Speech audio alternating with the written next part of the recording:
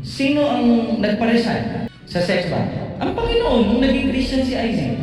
Pinaresign ng Lord. Huwag kayong magagalit sa akin. Ako, maraming batang magagalit siguro, pero pasensya na kayo. You are weak. Ako si Sara Duterte, tatakbo bilang Pangulo ng Pilipinas.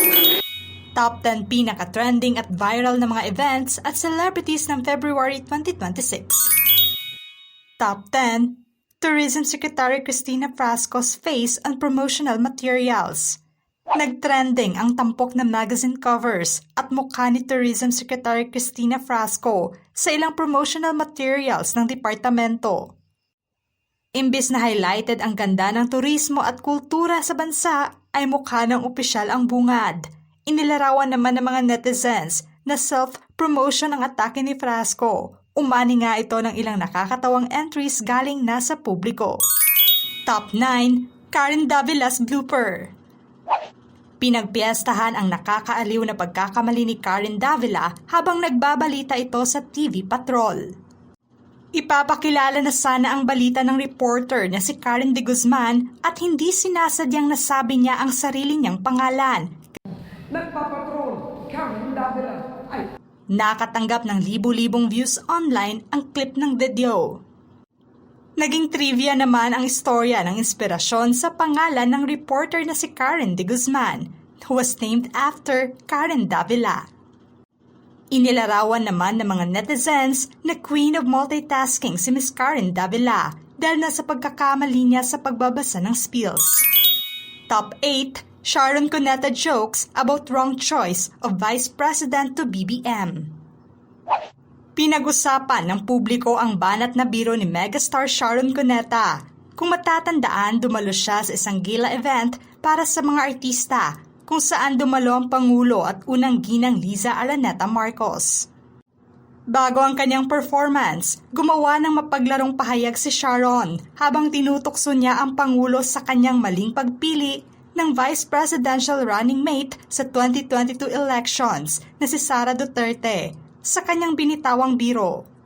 I have only one vice president and my date to mali your choice, no? Sorry, okay, let's move on. Top 7, Catriona Gray reveals reason of breakup from Sam Milby. Marami ang nagulat sa pagbasag ng katahimikan ni Catriona Gray tungkol na sa tunay na rason ng breakup niya kay Sam Milby. Ibinulgar niya ito sa vlog with Karen Davila kung saan naging bukas ang beauty queen sa pagkwento. Paglalahad niya na sa 4 na taong magkarelasyon nila, akala niya na sa dulo na ang hangganan nito. At sa punto na umabot na sila sa proposal, kumpiyansa siya na ready na ang aktor ngunit hindi pa pala. Gusto man niyang ilaban pa ang relasyon nila ngunit napagtanto niya na sa edad na ito, kung hindi pa rin siya sure ay hanggang doon na lang talaga. Inamin niya na nadurog siya sa naging breakup nila. Top 6, Francis Leo Marcos arrested. Nagtrending nga ang nangyaring pag-aresto ng mga otoridad sa binansagang controversial vlogger na si Norman Mangusin o mas kilala sa tawag na Francis Leo Marcos kamakailan. Ito'y kaugnay sa 12 counts of unjust vexation na isinampal laban sa kanya. Inaresto siya ng mga otoridad sa isang hotel sa Pasay habang kumakain at naka-live pa. Bumanat naman ng biro ang mga netizens sa nangyaring pag-aresto sa kanya dahil imbis na pagkain ang ihain ay naging arrest warrant pa nga. Top 5, Sara Duterte formally announces she will run for presidency on 2028. Samot-sari ang reaksyon ng publiko sa sorpresang anunsyo ni Vice President Sara Duterte noong nagdaang linggo tungkol na sa plano niyang pagtakbo sa pagkapangulo sa 2028 election. Ako si Sara Duterte, tatakbo bilang Pangulo ng Pilipinas. Naglabas ng kaliwat kanang reaksyon ng mga senador, netizens at ilang mga celebrities sa kanyang anunsyo. May ilan na sang-ayon at suportado ang kanyang planong pagtakbo. May iba naman na pinuna ang plano niya. At kailangan umanong paawat muna ang vice-presidente dahil sobrang maaga pa ang kanyang plano. Punto nila na dapat atupagin muna niya ang trabaho ngayon at isyong kinaharap. Top 4, Linda Walker. Nagtrending sa Pilipinas ang pangalang Linda Walker. Ang pangalan nga niya ang palaging bumubungad sa Facebook at TikTok platforms. Marami sa mga Pinoy ang bumilib sa talino na meron si Linda Walker. Kinagiliwan ng mga netizens ang karakter na si Linda Walker sa isang Chinese short drama na may title na The Heiress Who Won with Brains. Naging popular ito lalo na sa mga Gen Zs at mahilig manood ng Chinese drama dahil nakakuha nga ng 719 points sa mock exam si Linda Walker na inilarawang may mataas na IQ at highest scorer. Tulad ni Linda Walker na hindi nagpaawat sa kanyang talino, ginawang banat at biro naman ito ng mga netizens. Top 3. LRT Incident. Nag-viral naman ang insidente ng pagtalo ng isang 23-year-old student sa LRT1 station sa Quezon City, kung saan lumapag siya sa isang dumaang sasakyan sa kahabaan ng EDSA. Kasunod naman ito ng paglabas ng balita na pwedeng kasuhan nga ang driver dahil nasa pagkamatay ng estudyante. Sa ngayon, underpass pa rin po natin yung driver ng sasakyan. Ipapayag po natin yung reckless students resulting in their concert.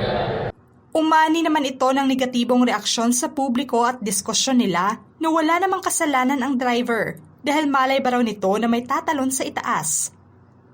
Nag-ugat naman ito sa paggawa ng mga joke entries ng mga netizens at hirit nila na hindi lang pala dapat sa front, back at side view tumingin habang nagmamaneho, kundi pati na rin sa itaas dahil nasa nangyaring insidente. Top 2. Robin Padilla Controversial Youth is Weak. Comment. Pinag-usapan naman ng mga netizens ang sinabi ng senador sa Senate Committee hearing na mahina at iyakin ng mga kabataan ngayon. Huwag kayong magagalit sa akin. Ako, maraming batang magagalit siguro, pero pasensya na kayo. You are weak. Gayon din ang pag-question niya sa depression ng mga kabataan dahil aniya na ang terminong ito ay hindi common sa kanyang panahon noon. Dahil sa kanyang pahayag, inalmahan ito ng publiko at ibang organisasyon. Binalikan naman ng mga netizens ang naging panayam ng senador sa vlog ni Tony Gonzaga kung saan sinabi niyang nakaranas siya ng depresyon noon. Top 1. Alvin Aragon's Controversial Statements. Sentro ng mainit na atensyon naman ang mga binitawang pahayag ni Alvin Aragon na nagpataas sa kilay ng karamihan. Ilan sa kanyang mainit na pahayag ang pagbanat niya sa gender identity ni Sofia Trazona, ang anak ng kanyang asawang si Izzy Trazona, pati na sa LGBTQ+ community. May pagsaway din siya sa reunion concert ng Sex Bomb at ang malaswang pagsasayaw, pananamit ng mga ito sa harap ng maraming tao. Sa kanyang mga pahayag, lahat ng iyon ay hindi umano nakabase sa utos ng Panginoon. Dahil sa kanyang matalim na mga banat, binalikan ng mga netizens ang panayam at istorya ng kanyang buhay. At nag-viral tuloy ang katagang binitawan niya na siyang ginawa ng meme jokes ng publiko. Ano ang masasabi niyo sa trending at viral events at celebrities ng February 2026? Just comment below.